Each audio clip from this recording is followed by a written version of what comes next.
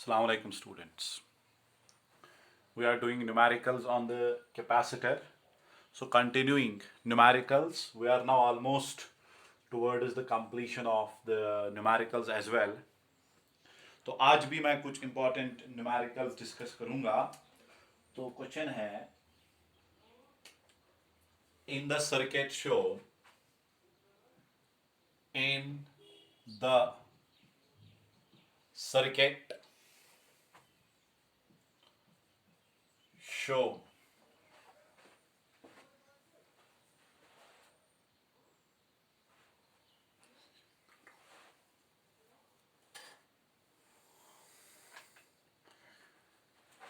in the circuit shown,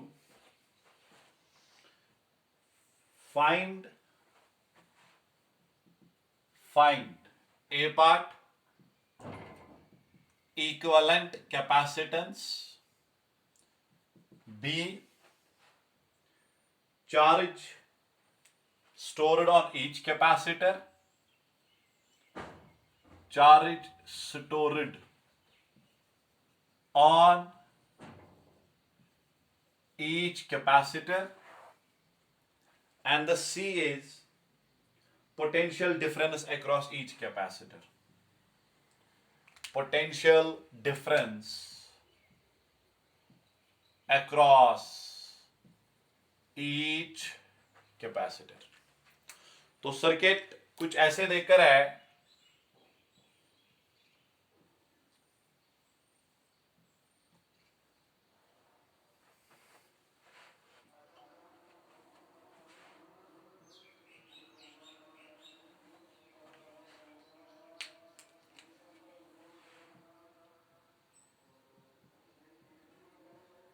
ये बेटा हमें कुछ सर्किट है. तो ये सर्किट है 2 माइक्रोफैरड 3 माइक्रोफैरड. अगर आप देखेंगे बिल्कुल सीरीज में है. तो बैटरी लगा के है इधर 100 वोल्ट. तो बेटा आपको कुछ चीजें इधर देखनी पड़ेगी. फर्स्ट पार्ट इक्विवेलेंट कैपेसिटेंस तो बिल्कुल सिंपल है. A part here 2 microfarad and 3 microfarad are in series. ये सीरीज में. तो अगर बेटा ये सीरीज में है तो इनका नेट आएगा 1/2 plus 1/3. 3 plus 2 is 5/6. After calculating 3 into 1 is 3, 2 into 1 is 2, 3 plus 2 5. नीचे मल्टीप्लाई रेसिप्रोकल करना ना भूले. ये है बेटा 6/5 माइक्रोफैरड. अब मुझे देखना है कितना चार्ज इस पूरे हर एक कैपेसिटर पर है. तो सबसे पहले मुझे पता होना चाहिए कितना चार्ज सोर्स से आता है. How much charge is coming from the source. तो बी पार्ट के लिए हम क्या करेंगे, बी पार्ट के लिए हम लिखेंगे let Q be total charge drawn from source.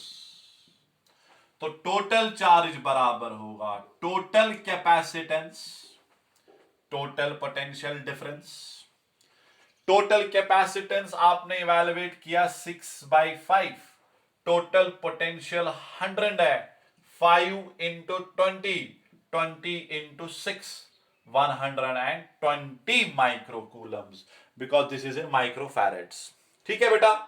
तो यानी यहां से चार्ज आ रहा है 120 माइक्रोकूलम. क्योंकि इसका एक ही पाथ है तो दोनों के पास चार्ज सेम रहेगा. क्योंकि आपको पता है इन series combination charge on each capacitor in the particular path, जो कैपेसिटर एक ही पाथ में लगा के होते हैं उन सब कैपेसिटर्स पर हर कैपेसिटर का चार्ज सेम रहता है. तो हम लिखेंगे इन series combination charge on each capacitor is same. On each capacitor is same. तो यहां पे दोनों का चार्ज कितना होगा 120 माइक्रोकूलम। इसका भी 120 माइक्रोकूलम, इस पर भी चार्ज होगा 120 माइक्रोकूलम्स। हो गया BP. Now the most important part of this numerical is the C part.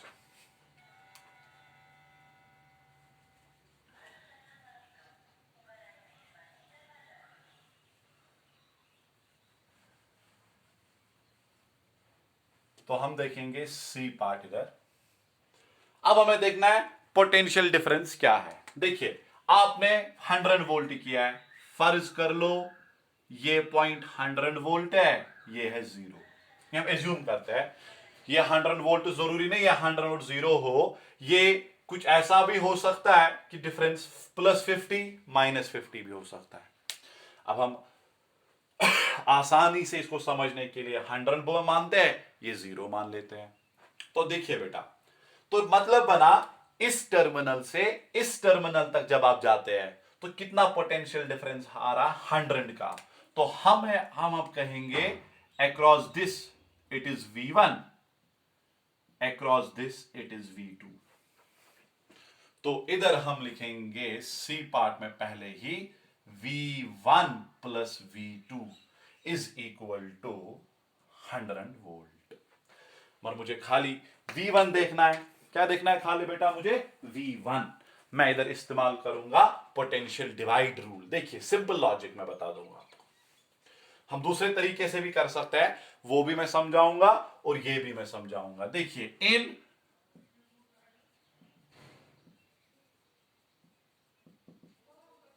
Series combination में V रहता है proportional to inversely to C। क्यों होता है CV? V आ गया ना, क्यों भाई C। सीरीज में हर एक का चार्ज कांस्टेंट रहता है, क्यों? तो क्यों को आप कांस्टेंट लेकर प्रोपोर्शनल बनाओ तो C। मतलब बना V1/V2 अगर मैं लिखूंगा इधर हो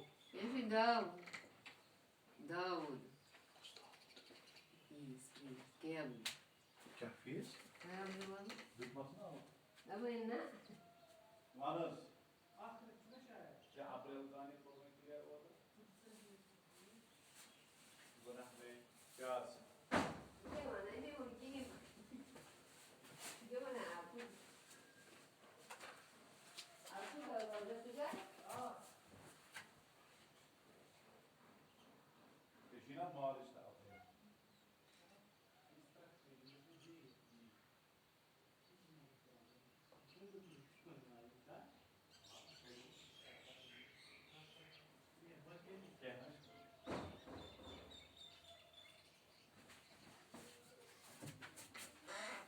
तो देखिए बेटा यहां पे क्या मैं इधर लिख सकता हूं V1/V2 is equal to C2/C1?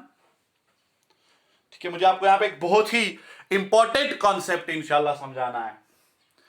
V1/V2 क्या बनेगा? C2/C1। है you got it? Very good. तो हम ऐसे चलेंगे आगे। इसमें इसका दूसरा भी तरीका है, वो भी मैं आपको दिखाता हूं। ठीक है, ये ज्यादा जनरल मेरे लिए है। हम क्या करेंगे, अगर हम इसको 1 ऐड करेंगे दोनों साइड से,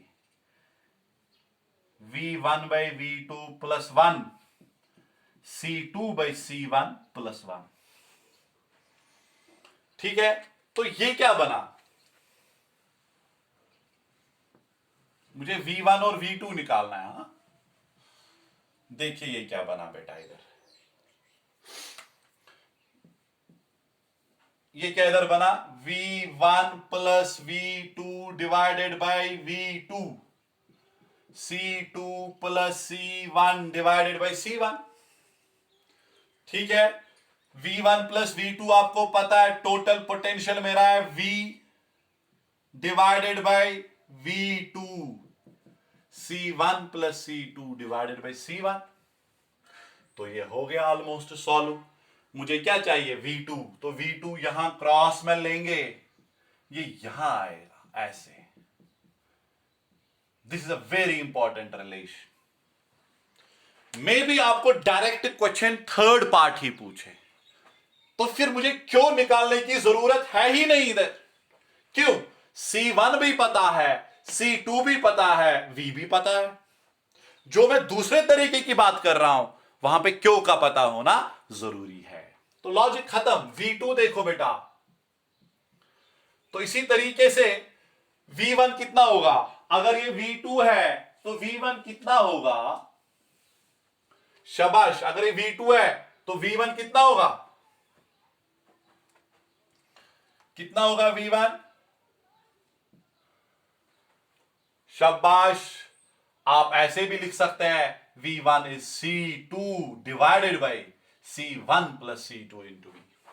यानी याद रखो, V2 के टाइम न्यूमरेटर में C1, V1 के टाइम न्यूमरेटर में C2। Hope you are getting it thoroughly.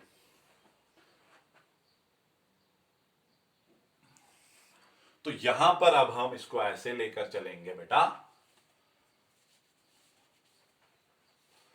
Let us move ahead. निकालो, बात खत्म। शाबाश। कितना होगा V2? ठीक है, आपका C1 है, your C1 is 2 microfarads. This is 2 plus 3, V is 100, 2 plus 3 is 5, 5 into 20, that's 40 volt. What will be V1? V1 will be C2, C2 3 है, नीचे सम ही, total 100, 3 by 5 into 100, that is 60 होना भी चाहिए। टोटल में 60 plus 40 100 बनेगा। ये एक तरीका है। अल्टरनेटिव मेथड देखिए बेटा। अल्टरनेटिव मेथड में आपको क्या करना है, देखिए। ये ऐसे था ना हमारा सर्किट, ठीक है। आपका ये था 2 माइक्रोफैरड, ये था 3 माइक्रोफैरड, यही था V2, ये था 2, ये था 3। फाइन। देखो, मैंने चार्ज निकाला 120 माइक्रोकूलम। अब आपको इस कैपेसिटर का चार्ज भी पता है, कैपेसिटेंस भी पता है। आप निकाल सकते थे V1 कितना चार्ज, Q कितना capacitance C1। Q is 120 divided by 2, कितना आएगा 60। V2 कितना है, देखिए बेटा बहुत ही खूबसूरती के साथ, 120 बाई 3 40। इधर भी 60 40, इधर भी 6। मगर इस वाले के लिए फिर चार्ज का पहले कैलकुलेट करना है। इस फॉर्मूला में चार्ज को पहले कैलकुलेट नहीं करना है। अब जो मेथड आपको अच्छा लगा, you can go with that method. Hope you have got this numerical.